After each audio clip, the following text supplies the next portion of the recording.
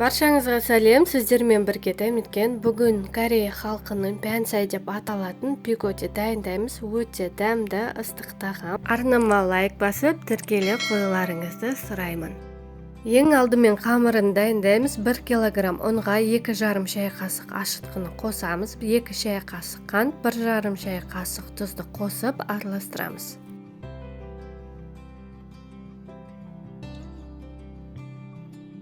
Үстінен 580 мг жылы суды 2-ге бөліп құйып араластырамыз.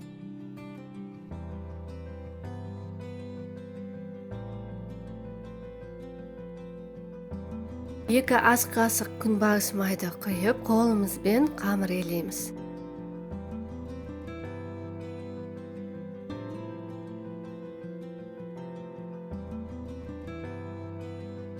Бізде қолға жабыспайтын қамыр болып шығады. Енді полиэтиленмен бетін жауып 1-1,5 сағатқа жылы жерге көтерілгенше алып қоямыз.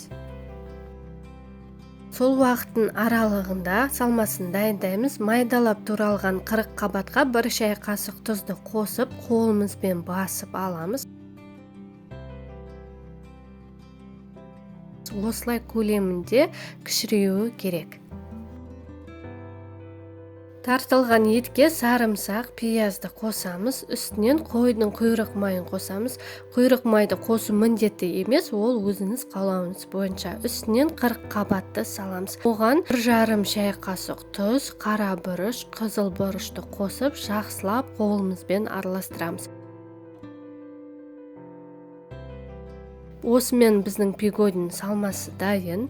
Мінекей біздің қамырымыз 1,5 сағатта көтеріліп шықты. Енді осы қамырымызды қолымызбен басып 1-2 илеп аламыз, және де таразының көмегімен 80 грамм қылып бөліп өлшеп аламыз.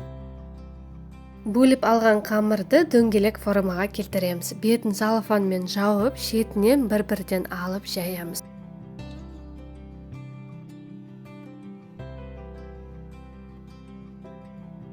Тым жұқа немесе қалың қалмай, орташа қалыңдықта жайып аламыз.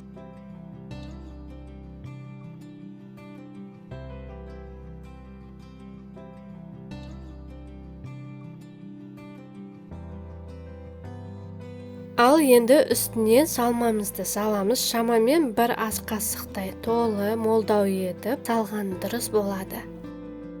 Қамырымыздың екі шетін жақсылап қысып, рет-ретмен пигодимізді түйіп аламыз. Сұйық маймен майланған мантаваркаға пигодимізді бір-біріне жабысып қалмау үшін алшақтау етіп қойып 45 минуттай пісіріп аламыз.